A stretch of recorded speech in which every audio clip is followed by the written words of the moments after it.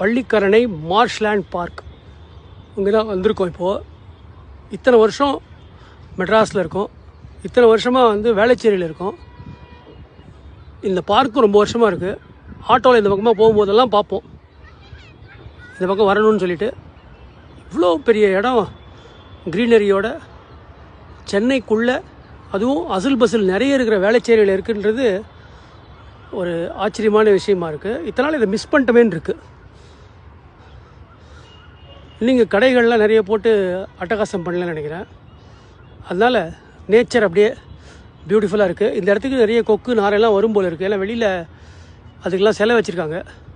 எதிர்பக்கம் sunset தெரியுது, நல்ல greenery இருக்குது, கும்பல் அதிகம் இல்லை, எல்லோரும் பீச்சுக்கு போயிடுவாங்க போல் இருக்குது.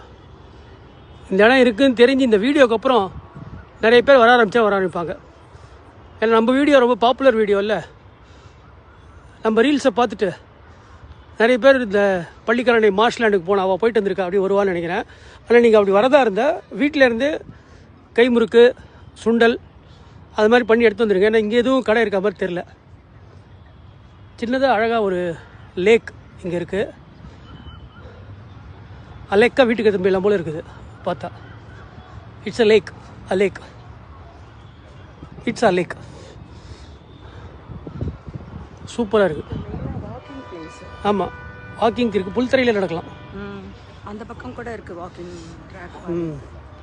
இன்னும் இது இடம் வந்து சரி ரொம்ப அழியாமல் நல்லா இருக்குது இது வரைக்கும். So for it is so good, well maintained.